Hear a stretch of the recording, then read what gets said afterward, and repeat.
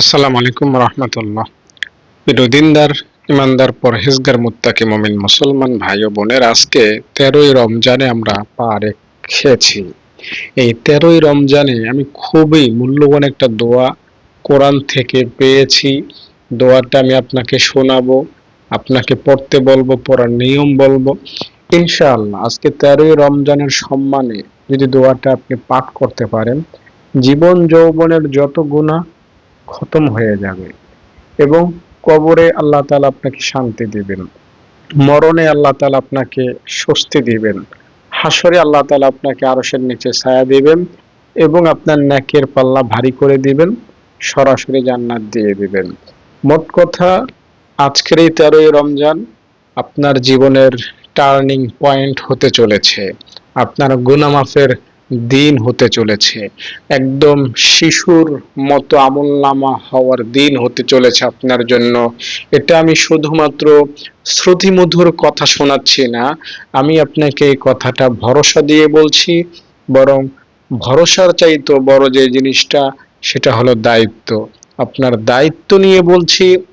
আপনি যেই হন আর যাই হন, আপনি আজকের এই 13ই রমজানকে কেন্দ্র করে কোরআনের এই ছোট্ট দোয়াটা আপনি আমার সাথে পড়ে যাবেন, সব গুনাহ মাফ হয়ে যাবে। দর্শক, দোয়াটা পেতে আমার অনেক কষ্ট হয়েছে, অনেক পড়াশোনা করতে হয় একটা ভিডিও করতে, আপনারা জানেন। তাই আপনাদের কাছে একটা অনুরোধ থাকলো, একটা লাইক করে দিবেন, কমেন্টে আমিন লিখবেন। এতটুকু তো আমি পাই ছোট ভাই হিসাবে, দয়া করে এতটুকু আমার জন্য করে দিবেন। কেউ লাইক না করে থাকবেন না এবং কমেন্ট না করে কোনো ভাই বোন থাকবেন না। ইনশাআল্লাহ সবার জন্য দোয়া করি, আল্লাহ তাআলা আপনাদেরকে কবুল করেন এবং রমজান উপলক্ষে সবাই দান করেন কম বেশি। আপনারা যদি আমাদের এতিমখানায় দান করতে চান, এই নম্বরে ফোন করবেন 013-1730-5156। দর্শক, আল্লাহ রাব্বুল আলামিন বান্দাকে ক্ষমা করবেন, এটা হলো আল্লাহ তাআলার চূড়ান্ত সিদ্ধান্ত। এখন যে কোনো উসিলায়, যে কোনো বাহানায়, যে কোনো ভাবেই হোক, আল্লাহ বান্দাকে ক্ষমা করে দিবেন। আমি আপনাদেরকে কিন্তু আমার কথাগুলো যারা নিয়মিত শোনেন, যারা নতুন আমার কথা শুনছেন না, পুরাতন ভাবি শুনে অভ্যস্ত, আপনারা জানেন যে আমি শুধুমাত্র এই কথাগুলোই আপনাদেরকে জানাই যে আল্লাহ তাআলা বান্দাকে কত ভালোবাসেন। তো একজন ভদ্র মহিলা আমাকে বলছেন যে হুজুর, এত সহজ করে বললে আমার ভাল লাগে না, একটু কঠিন করে বলেন। তো কঠিন করে যদি বলতে যাই, তাইলে অনেকেই আবার হতাশায় ডুবে যাবেন যে আমি জিনা করেছি, জিনা করলে তো এই শাস্তি, আমি তো নামাজ পড়ি নাই, 2 রাকাত নামাজ যদি আমি এক ওয়াক্ত নামাজ যদি আমি ছেড়ে দিই, তাইলে প্রায় 80 কোটি বছর জাহান্নামের শাস্তি ভোগ করতে হবে।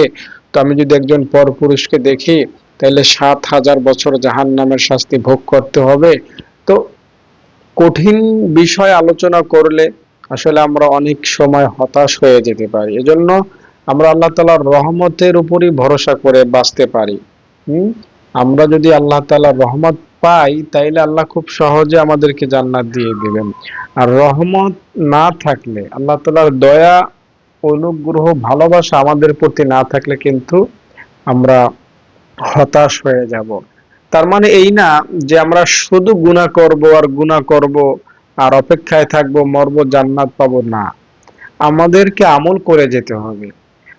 আমরা এখন যেই সমাজে আছি, দেখা যায় অনেকেই নামাজ পড়েন কিন্তু রোজা রাখেন না, আবার এই অনেকেই রোজা রাখেন কিন্তু তারাবি করেন না। বাহ, একটা শয়তানির মধ্যেই জীবন যাচ্ছে। একটা কথা আপনাকে শোনাই, রওজাতুল আদব নামে একটা বই আছে, সেখানে আমি পড়েছিলাম যে একজন লোক আহ যাচ্ছিল, পথিমধ্যে একজনের মেহমান হলো। ভাই কোথায় যাচ্ছেন? ভাই যাচ্ছি একটা জায়গায়, আমি যাচ্ছি, তো আপনার বাড়িতে আসলাম, একটু মেহমানদারি করান। তো ওই লোকটাও আপ্যায়ন করতো লোককে, মানুষকে আপ্যায়ন করতে অভ্যস্ত ছিল। সে বলল, ভাই আপনি থাকেন, আমি আপনার জন্য একটু নাস্তা নিয়ে আসতেছি। বিবিকে বলল, বিবিকে বলাইয়া রুটি বানাইলো, 10 পিস রুটি বানাইলো, 10 পিস রুটি তার কাছে এনে দিল। সে রুটি তো আর শুধু শুধু খাওয়া যায় না, ভাজি লাগে, গোশত লাগে, বা একটা ডাল লাগে, একটা কিছু লাগে। বলল, ভাই আপনি অপেক্ষা করেন, আপনাকে খালি রুটি খাইতে হবে না, আমি ডাল নিয়ে আসি। সে তার বিবির কাছ থেকে ডাল আনতে গিয়ে ডাল নিয়ে এসে দেখে তার সামনে রুটি নাই। আজীব ব্যাপার, রুটি কোথায়? আমি তো রুটি খেয়ে ফেলেছি। ডাল ছাড়াই খেয়ে ফেলেছেন? হ্যাঁ। তো ঠিক আছে, ডাল রেখে যাচ্ছি, আপনার জন্য আরো গরম গরম রুটি নিয়ে আসতেছি। তো এবার ডাল রেখে আবার রুটি আনতে গেল, রুটি আবার 10 পিস আনলো। এবার এসে দেখে তার সামনে ডাল নাই। কি হয়েছে ভাই? মজা হয়েছে, ডাল খেয়ে ফেলেছি। তো তার সামনে আবার 10 পিস রুটি রেখে আবার সে চলে গেল ডাল আনতে। এবার ডাল এনে দেখে রুটি নাই। এভাবে 10 বার সার্কেল করলো। সে আফসোস করতে লাগলো যে ভাই, আপনাকে আমি খাওয়াচ্ছি, এতে আমার আফসোস নাই, কিন্তু আমার আফসোস হলো এটাতে যে ডাল আর রুটি আমি একত্র করতে পারলাম না। ডাল আনলে রুটি নাই, রুটি আনলে ডাল নাই, এটা আমার আফসোস। আপনার সামনে, আপনি আমার মেহমান, কিন্তু আপনার সামনে এই দুইটা জিনিসকে আমি একত্র করতে পারলাম না, এটা আমার জন্য আফসোস। তো যাই হোক ভাই, আপনার কি অবস্থা, এখন কোথায় যাবেন? আপনাকে তো যেভাবেই হোক আপ্যায়ন করাইলাম। তো সে বলতেছে, ভাই আমি যাব, শুনেছি ওই এলাকায় একজন ডাক্তার এসেছে, তার কাছে যাব। কেন যাবেন? বলে, আমার মুখে রুচি নাই, কিছুদিন হলো আমি খাইতে পারি না। তো ওই ডাক্তারের কাছে গেলে যদি ডাক্তার আমাকে ভালো কোনো ওষুধ দেয়, সে উছিলায় যদি আমার মুখের রুচি বেড়ে যায়, এ আশায় আমি ডাক্তারের কাছে যাচ্ছি। তখন ওই যিনি মেহমানদারি করিয়েছেন তাকে ওই লোকটা বলল, ভাই আপনাকে একটা অনুরোধ করি, ডাক্তার দেখায় ঔষধ নিয়ে ঔষধ খেয়ে আপনি আর এই রাস্তায় আসবেন না, আমাদের বাড়িতে আসবেন না, দয়া করে। আপনি অসুস্থ, তাতেই আপনি এত খেতে পারেন, আর সুস্থ হলে না জানি আমার কত কিছু আপনি খেয়ে উদ্ধার করে দিবেন। এই হাসির ঘটনাটা ওলামায়ে কেরাম দ্বারা স্বীকৃত। তো এই ঘটনাটা আমি আপনাকে কেন বললাম, শুধু হাসি বা রসিকতার জন্য না। এই ঘটনাটা ওলামায়ে কেরাম আমাদেরকে বলে দুইটা শিক্ষা দেয়। যেই তার সামনে রুটি এনেছে কিন্তু ডাল আনতে পারে না, তো আমরা এই রোজা রাখি কিন্তু নামাজ পড়তে পারি না, আমরা একটা করলে আর একটা ছেড়ে দিই। এই লোকটার সামনে যেমন দুইটা জিনিস লোকটা একত্র করতে পারে না, রুটি আর ডাল, আমরাও এখন এই মাহে রমজানেও দেখা যায় যে সারাদিন রোজা রাখলে নামাজ পড়ি না, আবার নামাজ পড়লে কোরআন পড়ি না, আমাদের সব আমলের একটা পরিপূর্ণতা পায় না। যেমন আমি একটা হাদিসের সারসংক্ষেপ কথা বলে, স্পষ্ট হাদিসটা মনে নাই, নবীজি সাল্লাল্লাহু আলাইহি সাল্লাম একবার বলেছিলেন যে আজকে মেহমানদারি করাইছো কে? আবু বকর হাত উঠাইলেন। আজকে জানাজা কে পড়েছো? আবু বকর হাত উঠাইলেন। এভাবে নবীজি সাল্লাল্লাহু আলাইহি সাল্লাম কয়েকটা আমলের কথা বললেন, আনকমন। শুধু সুবহানাল্লাহ বলা, দুরূদ পড়া, লা ইলাহা ইল্লাল্লাহ পড়া, এগুলো না, বরং আনকমন আনকমন প্রায় 4-4টা আমলের কথা বললেন। আবু বকর 4বারই হাত উঠাইলেন। মানে সব আমলে আবু বকর রাদিয়াল্লাহু তাআলা আনহু অগ্রগামী ছিলেন। তো আমাদেরকেও এরকম সব আমলে অভ্যস্ত হতে হবে। এই ঘটনা দিয়ে উলামায়ে কেরাম আমাদেরকে আরেকটা কথা বলেন, বুঝান যে এই লোকটা দেখেন 100 রুটি খেয়েছে এবং 10 বাটি ডাল খেয়েছে, তারপরেও তার আশা আমি কেন আরো খাইতে পারি না। তো আমাদের মনেও এই রকমের একটা আশা ঢুকে গেছে যে আমি আরো কেন বাড়ি করতে পারি না, আমার কেন আরেকটু জমি হয় না, আমার কেন আরেকটু সম্পদ হয় না, আমার কেন আরেকটু টাকা হয় না, আমার কেন আরেকটু সম্মান হয় না, ক্ষমতা হয় না, আমি এটা কেন পাচ্ছি না। এই যে লোভ লালসা, এইটা আমাদেরকে কমাইতে হবে, দমাইতে হবে, তাইলে পরে গিয়া এই মাহে রমজানের পরিপূর্ণ ফজিলত আমরা পাইতে পারবো।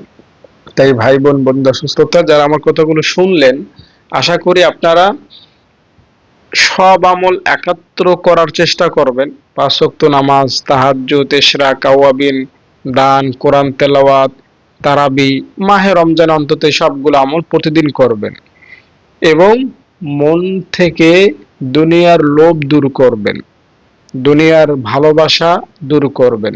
যার অন্তরে দুনিয়ার লোভ ঢুকে গেছে, এ আমল করে মজা পায় না। তাই ভাই বোন, আপনারা দুনিয়াকে ছোট মনে করবেন, আখেরাতকে প্রাধান্য দিবেন, মরণের কথা স্মরণ করবেন, যে কবরের কাছে গিয়ে একটু চিন্তা করবেন, আরে এই কবরবাসী, ঢাকায় যে সকল গোরস্থান আছে সেখানে গিয়ে দেখলে বোঝা যায়। আমি একবার মোহাম্মদপুর গোরস্থানে গিয়ে দেখি একজন সম্মানিত এমপি সাহেব, খুব উম, নতুন একজন এমপি মারা গেল। তার ছোট্ট একটু, এই 1.5 হাত জমি সে পেয়েছে, 1.5 হাত জমিতে সে শুয়ে আছে। তার কাছে হয়তো জীবিত অবস্থায় আমি যাইতে পারতাম না, কিন্তু সে এখন শুয়ে আছে, হ্যাঁ, একদম নিরুপায় হয়ে। তো তার টাকার সম্পত্তির কোনো কিছুই, ক্ষমতার কোনো কিছুরই অভাব ছিল না, তারপরও সে চলে গেছে। এরকম ভাবে অনেক মানুষকে আপনি গোরস্থানে দেখতে পাবেন। তো আমরাও ওই কবরে চলে যাব, ওই কবরের বাসিন্দা আমরা। আমরা অনেকে আবার মনে করি যে একটু বয়স হয়ে লোক, একটু অসুস্থ হইলে আমরা আল্লাহ আল্লাহ করব, একটু বয়স হলে আল্লাহ আল্লাহ করব। কিন্তু আপনি গোরস্থানে গিয়ে দেখবেন আপনার আমার মতো এই চিন্তা করনেওয়ালা বহু মানুষ ছিল, যারা বলেছিল যে একটু বয়স হলে আল্লাহ আল্লাহ করব, তারা বয়স হওয়ার আগেই মারা গিয়েছে। যারা বলেছিল অসুস্থ হলে আল্লাহ আল্লাহ করব, তারা অসুস্থ হওয়ার আগেই হঠাৎ দুর্ঘটনায় মারা গেছে। তো এই জন্য আমাদের সবসময় প্রস্তুত থাকতে হবে। আমি একটা প্রশ্ন করি আপনাকে, আপনি কি মরার জন্য বা কবরে যাওয়ার জন্য এখন রেডি? যদি রেডি হয়ে থাকেন তাইলে বাহ বাহ আপনার জন্য, আপনি জান্নাতি নিঃসন্দেহে। আর যদি আপনার উত্তর হয় হ্যাঁ, না হুজুর আমি তো রেডি না, আমার সামনে আজরাইল আসলে আমার দুনিয়াতে অনেক কাজ আছে, আপনার প্রশ্ন যদি হয় না আমি রেডি না, তাইলে আপনার গুনাহ আছে অনেক, এই গুনাহগুলো মাফ করাইতে হবে।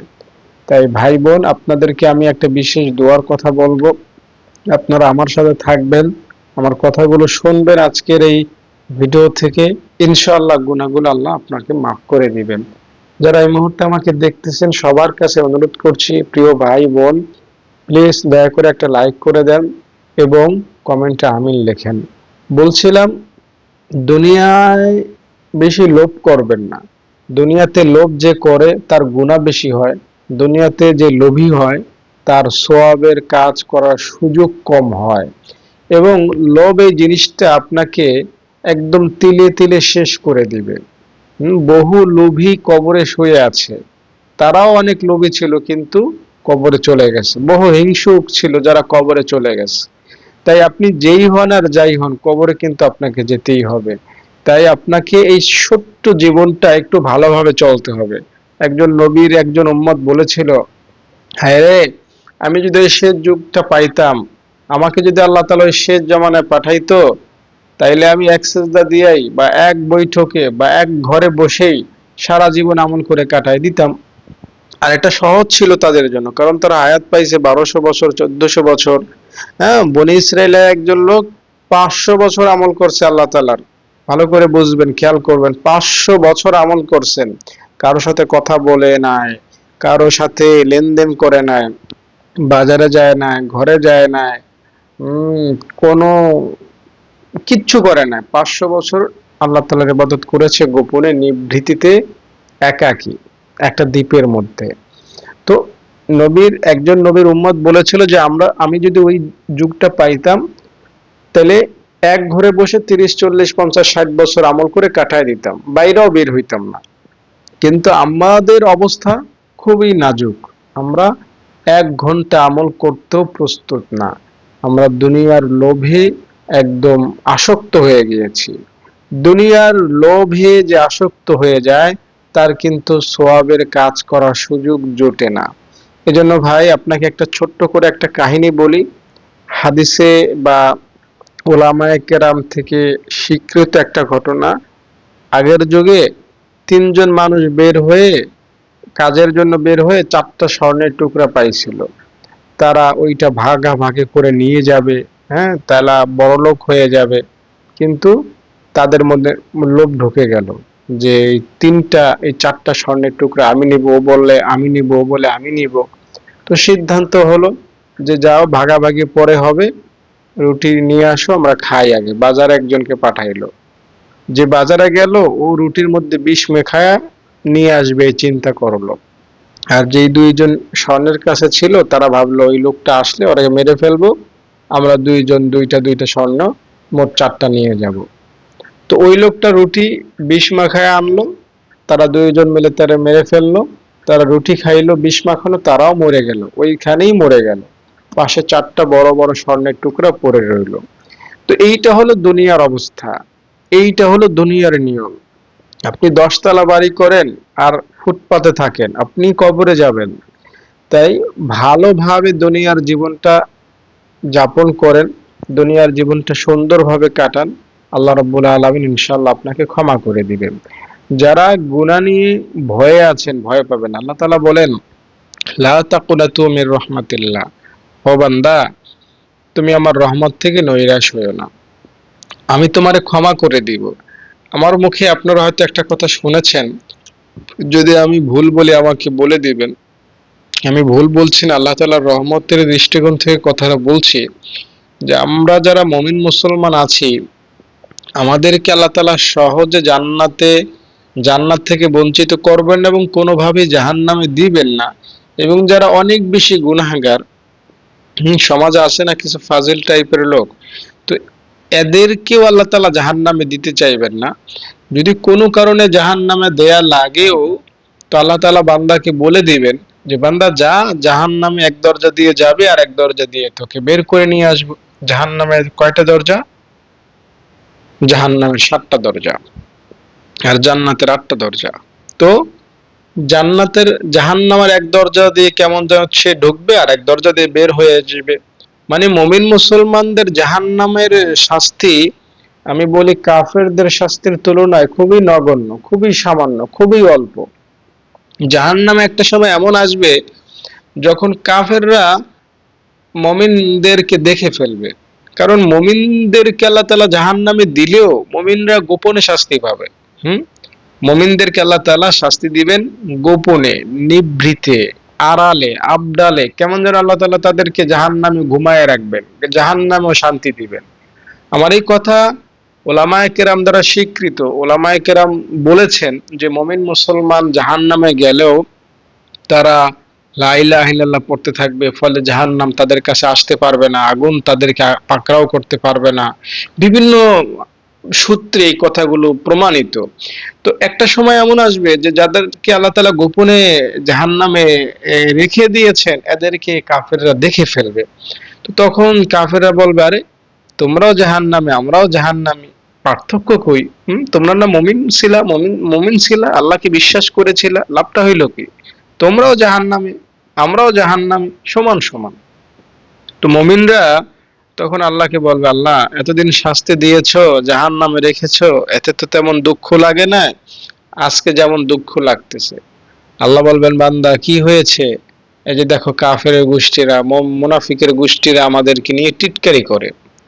আল্লাহ বলবেন, আচ্ছা তাইলে তোমাদেরকে আমি জাহান্নাম থেকে বের করে দিলাম, আসো তোমরা একজন একজন করে জাহান্নাম থেকে চলে আসো। ওরা যেহেতু তোমাদেরকে নিয়ে টিটকারি করেছে, তোমাদেরকে আর জাহান্নামে থাকতে হবে না, ওদের শাস্তি আমি আরো বাড়ায় দিব। তো কাফেররা আরো শাস্তি পাবে, আর মুমিন মুসলমানদেরকে আল্লাহ তাআলা এই কথা বলার পরে দলে দলে জান্নাতে ঢুকাই দিবেন। হ্যাঁ, এটা এটা বাস্তব কথা, সত্যি কথা। এজন্য মুমিন মুসলমানদের জন্য 7 খুন মাফ, তারা জান্নাত পাবে। তাই আপনি যদি মুমিন মুসলমান হন, আপনার ভয় কিসের? আপনি যত গুনাহ করেছেন, যত অন্যায় করেছেন, যত অপরাধ, অপকর্ম, অশ্লীলতা, বেহায়াপনা যা কিছু করেছেন, তা আজকে এই 13ই রমজানে আল্লাহর কাছে দিল থেকে মাফ চান। আল্লাহকে বলুন, আল্লাহ যত ভুল করেছি আমাকে মাফ করে দাও। আল্লাহ আপনাকে মাফ করে দেবেন। আমি আপনাকে একটা দামি, খুবই মূল্যবান একটা দোয়া বলবো। তার আগে আপনাকে আরেকটু মোটিভেট করি। দোয়াটা আমি কোরআনের দোয়া বলবো, আপনি দোয়াটা পড়বেন আর ক্ষমা পাবেন, এ সম্পর্কে আরেকটু নিশ্চয়তা আপনাকে দেই, তারপর আমি এই 1 মিনিটের মধ্যে দোয়াটা বলবো। একজন 99টা খুন করেছিল, আপনারা জানেন। সে একজন আলেমের কাছে বলল, একজন আলেম না, নন আলেম, তাকে জিজ্ঞেস করলো, আমি কি ক্ষমা পাবো আল্লাহর কাছে যদি মাপ চাই? সে বলল, না, তোরে আল্লাহ মাফ করবে না। তো সে রাগে ক্ষোভে তারেও মেরে ফেললো। তো এরপর সে একজন আলেমের কাছে, যে একটু গভীর জ্ঞান রাখে, তার কাছে গেল, বলল, ভাই আমি কি ক্ষমা চাইলে ক্ষমা পাবো? সে বলল, হ্যাঁ আপনাকে আল্লাহ ক্ষমা করবেন, আমি কিন্তু 100 খুন করেছি। সে বলল, 100 খুন করো আর 1000 খুন করো আর দুনিয়া উল্টায় ফেলো, তুমি আল্লাহর বান্দা না? হ্যাঁ আমি আল্লাহর বান্দা, তোমার আল্লাহ মাফ করবে, সোজা কথা। তো তার কথা শুই না, তার 100 খুন করেছে, দুনিয়ার কোনো আদালত তাকে মাফ করতো না, কিন্তু আল্লাহ তাআলার আদালতে সে ক্ষমা পাইলো। কেমনে জানেন? সে মাপ চাইছে, মাপ চায়ও না এখনই। তো এই লোকটা তাকে একটা পরামর্শ দিল, তুমি যদি ক্ষমা পাইতেই চাও তাইলে ওই এলাকায় যাও, এই এলাকায় থাকা যাবে না। একটা গ্রামের নাম বলে দিল, যে ওই গ্রামে তুমি যাবা তাইলে মাপ পায়া যাইবা। হুম। তো লোকটা এই হুজুরের কথা শুনে বাড়িতে গিয়ে 1 মিনিটও আর বিরত করলো না, সে ঘরের দরজা বন্ধ করে বের হয়ে গেল। ওই এলাকায় ধরেন 1 কিলোমিটার দূরে, সে হাফ কিলোমিটার যাওয়ার আগেই মারা গেল। হুম।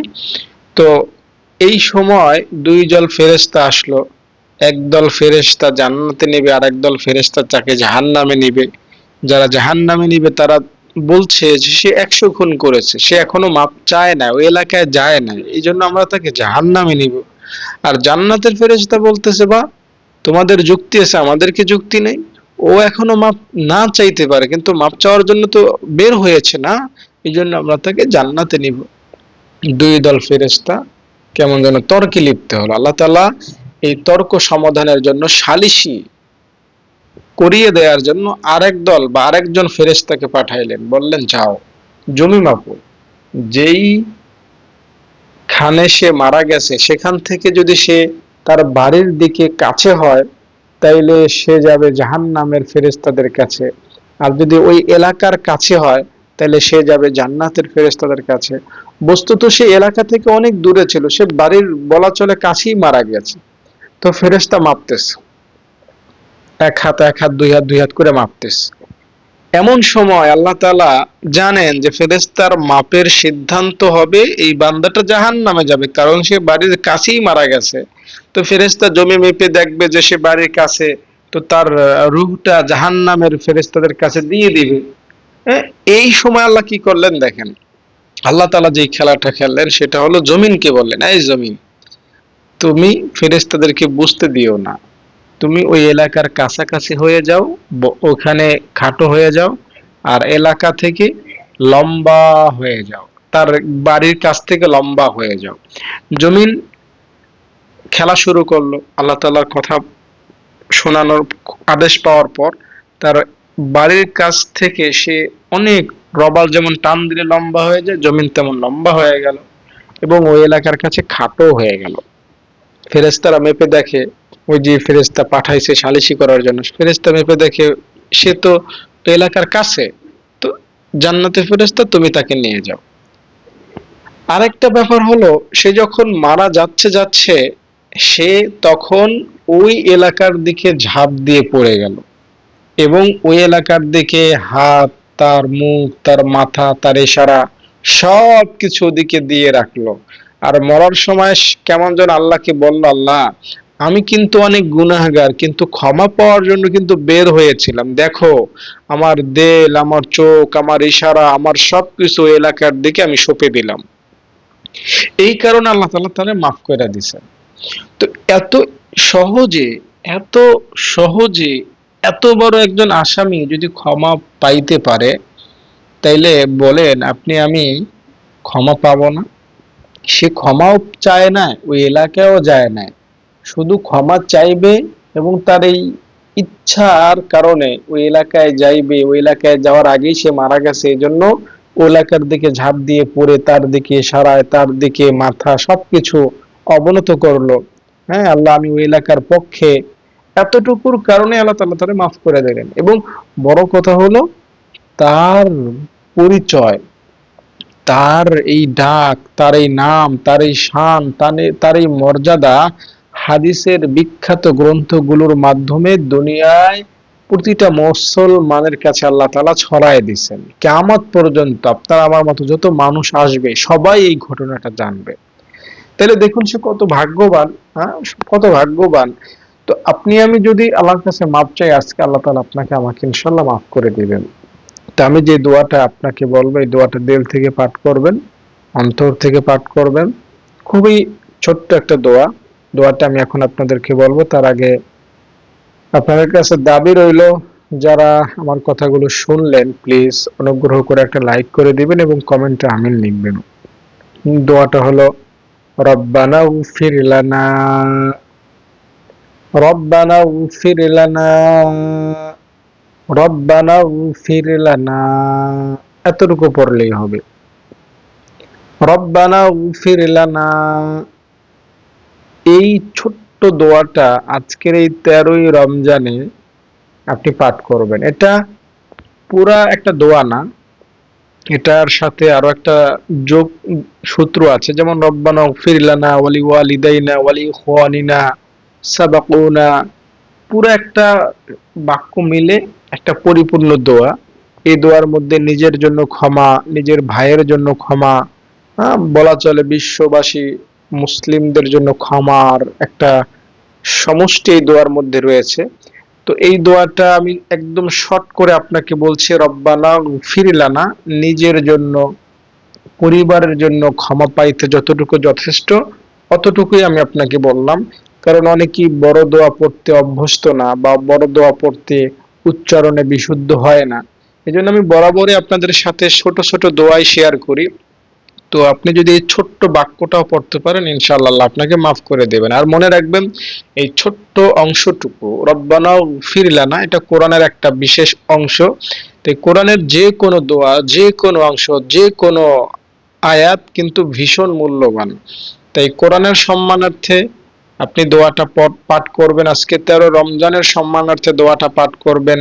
এবং মূল কথা হলো, বড় কথা হলো, নিজের গুনাহগুলো ক্ষমা যেন হয়ে যায় সেজন্য দোয়াটা পাঠ করবেন। আপনি অনেক সময় আস্তাগফিরুল্লাহ পড়েন না, আস্তাগফিরুল্লাহ আল্লাযী লা ইলাহা ইল্লা হুয়াল হাইয়ুল কাইয়্যুম ওয়া আতুবু ইলাইহি। এই যে দোয়াটা, এই দোয়াটার একটা আরেকটা রূপ হলো কি, রব্বানা ফির লানা। তো এই দোয়াটা পাঠ করলে ইনশাআল্লাহ আল্লাহ তাআলা আপনাকে মাফ করে দিবেন। হ্যাঁ, তো আপনি ইনশাআল্লাহ দোয়াটা পাঠ করবেন। দোয়াটা কখন, কতবার, কিভাবে পাঠ করবেন সেই নিয়মটা আমি আপনাকে একটু বলে দেওয়ার চেষ্টা করব। তার আগে চলুন আল্লাহর কাছে একটু আমরা ক্ষমা চেয়ে নিই। আপনারা সবাই আমিন আমিন বলবেন। হ্যাঁ, সবাই আমার সাথে যুক্ত থাকবেন, আপনাদের জন্য দোয়া করব খাসভাবে। যারা লাইক করেন না সবাই একটা করে লাইক করে দেন, যারা লাইক করেন না, যারা লাইক করেছেন সবার জন্য আমি দোয়া করব ইনশাআল্লাহ। প্লিজ সবাই একটা লাইক করে দেন, আল্লাহুম্মা আমিন। আয় রব্বুল আলামিন, 12 রমজান শেষ করলাম, 12 রমজানের তারাবি শেষ করলাম, আজকে 13ই রমজানে পা রাখলাম। আয় রব্বুল আলামিন, এই মুহূর্তে যে সকল ভাই বোন এই ভিডিওতে যুক্ত হয়ে আছেন, আমার কথাগুলো শুনতেছেন, আয় আল্লাহ তাদের অন্তরের দিকে তাকায়া দেখো আল্লাহ, তারা কিন্তু কেমনে টাকা কামাইবে সেজন্য এই কথাগুলো শুনতেছে না। আল্লাহ কেমনে চেয়ারম্যান মেম্বার হবে সেজন্য কথাগুলো শুনতেছে না। আয় আল্লাহ কেমনে হামলা মামলা থেকে বাঁচবে সেজন্য কথাগুলো শুনতেছে না। একমাত্র ক্ষমা পাওয়ার জন্য আমার কথাগুলো শুনতেছে। আয় রব্বুল আলামিন, যে সকল ভাই বোন দেশ বিদেশ থেকে আমার কথাগুলো শুনলো, আয় আল্লাহ সবাইরে তুমি মাফ করে দাও। আয় আল্লাহ যারা এই ভিডিওটিতে লাইক করলো, আল্লাহ খাস করে তাদের জিন্দেগির ছোট বড় জানা অজানা সব গুনাহগুলো মাফ করে দাও। আয় আরশের মালিক, আসমানের মালিক, মাহে রমজানের প্রতিটি মুহূর্ত অনেক মূল্যবান। তুমি ওয়াদা করেছো এই মাহে রমজানে কোনো বান্দা মাফ চাইলে তারে তুমি মাফ করে দিবা। আয় আল্লাহ, মাহে রমজান শুরু হওয়ার পর থেকে পর্যন্ত অনেকে হয়তো শত শতবার তোমার কাছে মাফ চাইছে। আল্লাহ, আমরা মাপ চাওয়ার মধ্যে ভুল হতে পারে, কিন্তু তুমি তো শুনতে ভুল করো না। আল্লাহ, আমাদের ভুলগুলো ধইরো না, আমাদের ভুল ধরলে আমাদের কোনো উপায় থাকবে না। মেহেরবানি করে আমাদের গুনাহগুলো তুমি মাফ করে দাও। হায় আল্লাহ, আমাদের বিপদ আপদ বালা মুসিবত দূর করে দাও। আমাদের মনের আশা আকাঙ্ক্ষা তামান্না দূর করে দাও। হায় আল্লাহ, আমাদের জীবনের অভাব অনটন দারিদ্রতা দূর করে দাও। হায় আল্লাহ, অসম্মান থেকে আমাদেরকে বাঁচাও। আল্লাহ, সম্মানের সহিত দুনিয়ার জীবন পার করার সুযোগ দাও। হায় আল্লাহ, অন্ধকার কবরে একা একা থাকতে হবে। আল্লাহ, 3 প্রশ্নের জবাব দিতে হবে। আল্লাহ, তুমি আমাদেরকে সাহায্য করো। প্রত্যেকের কবরে নূরের বাতি জ্বালায়া দাও। আল্লাহ, আমাদের প্রত্যেকের কবরে তুমি জান্নাতের হিমেল হাওয়া চালু করে দিও। আয় রব্বুল আলামিন, অনেক ভাই বোন আমাদের মাদ্রাসায় রমজান মাসে দান করলেন। আল্লাহ, সবার দান তুমি কবুল করে লও। আমিন আমিন বিরহমাতিকা ইয়া আরহামার রাহিমিন। দর্শক, আপনাকে দোয়াটা পাঠ করার নিয়ম বলি, তার আগে একটা ছোট্ট একটা মজার ঘটনা আপনাকে জানাই। একজন হুজুর ওয়াজ করতেছিলেন। একজন হুজুর ওয়াজ করতেছিলেন। ওয়াজ করার সময় একজন মুরব্বী লোক উম, একটা কথার প্রেক্ষিতে হুজুরকে বললেন, হুজুর, আপনি যে বললেন যে যারা গুনাহ করবে তারা জাহান্নামে যাবে এবং পুলসিরাতের ব্রিজের উপর দিয়ে আমাদেরকে জান্নাতে যাইতে হবে। তো পুলসিরাতের কথা আপনি বললেন সেটা চুলের চাইতে চিকন, আর তরবারির চাইতে ধারালো। তো এত চিকন ব্রিজ দিয়ে কে যাইবে? এত ধারালো ব্রিজের উপরে পা রাখলেই তো মানুষ কেটে কেটে কেটে কেটে জাহান্নামের নিচে পড়ে যাবে। তো আপনি তো বলেই দিতে পারেন যে আমাদেরকে আল্লাহ তাআলা জান্নাত দিতে চান না, আমাদেরকে আল্লাহ তাআলা ওই জাহান্নামে ফেলে দেবে। এটা বললেই তো হয়। আর মুরব্বির কথার তো একটা যৌক্তিকতা আছে। ব্রিজ যদি হয় এমন যে চুলের মতো চিকন, হ্যাঁ, আর ধারালো হয় যদি তরবারির মতো, তাইলে এই ব্রিজ দিয়ে কেউ কি জান্নাতে যাইতে পারবে? আর এই ব্রিজটা তো এক কাইত দেওয়ার ব্রিজ না। আমাদের এই গ্রামে অনেক সময় খাল থাকে, বাঁশ দিয়ে সাঁকো দেয়, ব্রিজ দিয়ে দেয়। হ্যাঁ, 10-20 কাঠ দিলেই পার হয়ে যাওয়া যায়। এই পলসিরাতের ব্রিজ তো আমাদের এই যে পদ্মা ব্রিজের চাইতে 1000 কোটি গুণ বড়। 10,000 বছর লাগবে, না সরি 30,000 বছর লাগবে। 10,000 মেয়া অনেক ছোট বললাম। 30,000 বছরের সমান হলো এই পলসিরাতের ব্রিজ। তো এত ধারালো এত চিকন, এটা মানুষের পক্ষে সম্ভব না। তাই মুরব্বী বলল, হুজুর আপনি তো সহজেই বলে দিতে পারেন আল্লাহ আমাদেরকে জান্নাত দিতে চান না, এত ছোট এত ধারালো ব্রিজ দিয়ে আমরা যাইতে পারবো? তখন হুজুর বলল যে না, আল্লাহর কাছে মাপ চাইবা, আল্লাহ তোমাদেরকে মাফ করে দিবেন। জাহান্নামে হয়তো একটু নিবেন, জাহান্নামে তোমাদের গুনাহের শাস্তি যখন মেয়াদ শেষ হয়ে যাবে তখন আল্লাহ তোমাদেরকে জান্নাত দিবেন। তো মুরব্বী চাচা তখন হুজুরকে একটা কথা বললেন। তো এটা তার ব্যক্তিগত কথা, আপনারা কথাটা কোনো দলিল হিসাবে নিবেন না। তো হুজুরকে তিনি বললেন যে হুজুর, আচ্ছা তাহলে আপনাকে একটা কথা বলি। আপনাকে আমি দাওয়াত দিলাম আমার বাড়িতে, মেহমানদারি হিসাবে দুপুরের খাবার খাইবেন, দাওয়াত দিলাম। তো আমার বাড়ির সামনে গিয়ে যখন আপনি দাঁড়াইলেন, আমি আপনাকে আমার জুতা 2টা খুইলে আপনার 2 গালে 2টা বাড়ি দিলাম। এরপরে আপনাকে একটা আস্ত খাসি খাওয়াইলাম। আপনি কি এতে খুশি হবেন? হুজুর কেমন যেন নারাজ হয়ে গেলেন, এটা কেমন কথা?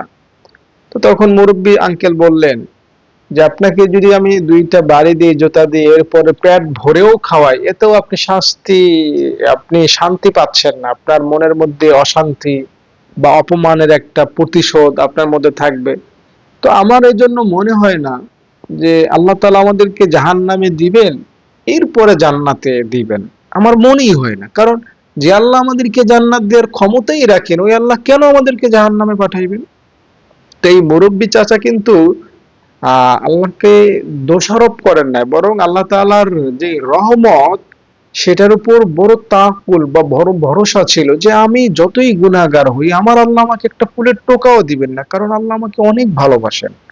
তো তার মধ্যে আল্লাহ তাআলার রহমতের অনেক ভরসা ছিল যে আল্লাহ আমাকে মাফ করে দিবেন, শত গুনাহও আল্লাহ মাফ করে দিবেন। তো এই রকমের আশা আপনার মধ্যে থাকতে হবে যে আল্লাহ আমাকে ক্ষমা করবেন, আল্লাহ আমাকে জান্নাত দেবেন। তো রব্বানা উগফির লানা এই দোয়াটা পাঠ করার একটা নিয়ম আপনাকে আজকে বলে দিই। এই দোয়াটা আপনি আজকে এই 13ই রমজানে উজু করে একটা জায়গায় বসে নবীজির শানে দরুদ পড়ে তারপরে দোয়াটা আপনি 100 বার পাঠ করার চেষ্টা করবেন, তারপরে আবার দরুদ পড়বেন, তারপরে মোনাজাত করে আল্লাহকে বলবেন যে আল্লাহ এই দোয়াটার উসিলায়, দরুদের উসিলায়, আজকে 13ই রমজানের উসিলায় তুমি আমার জিন্দেগির গুনাহগুলো মাফ করে দাও, আমি এর গুনাহ করব না, আমাকে ক্ষমা করে দাও। এতটুকু কথা, এতটুকু আমল আপনি একটু সময় নিয়ে 10 মিনিট সময় নিয়ে করবেন, ইনশাআল্লাহ জিন্দেগির গুনাহ ক্ষমা হয়ে যাবে। দর্শক যারা আমার কথাগুলো শুনছেন এই পর্যন্ত, আপনাদের সবাইকে কৃতজ্ঞতা। আমাকে একটা লাইক করে দিবেন সবাই, লাইক না করে কেউ যাবেন না। আর আমাদের মাদ্রাসায় দান করবেন 013-1730-5156 এই নাম্বারে ফোন করে আমার সাথে কথা বলে দান করবেন। ভালো থাকেন আপনারা, সুস্থ থাকেন। আপনারা একটা লাইক করে দিবেন। প্রিয় দর্শক, দেখতে পাচ্ছেন আমাদের মাদ্রাসার ছাত্রীদেরকে। আমি আমার ছাত্রীদের খুব যত্ন সহকারে কোরআন শিক্ষা দান করি। তাদের 3 বেলা খাবার আমি ব্যবস্থা করি। তাদের নিরাপত্তার ভার আমার উপর। তাদের দ্বীনি শিক্ষায় শিক্ষিত করার দায়িত্ব আল্লাহ আমার উপর দিয়েছেন। তাই আমি আমার সর্বোচ্চটুকু দিয়ে তাদের প্রতি খেয়াল রাখি। তাদের থাকা খাওয়া, পোশাক আশাক, তাদের নিরাপত্তা, পড়ালেখা, পড়াশোনা, যেখানে যেখানে যখন যা লাগে আমি তা করার চেষ্টা করি আমার সাধ্য অনুযায়ী। মাদ্রাসাটা একজন শিক্ষার্থী থেকে এখন বহু শিক্ষার্থীতে রূপান্তরিত হয়েছে। আপনারা যদি দান চলমান রাখেন, ইনশাআল্লাহ মাদ্রাসাটি আরও বড় হবে। আপনারা সদগায়ে জারিয়া হিসাবে আমাদের মাদ্রাসায় দান করবেন, অনুরোধ রইল।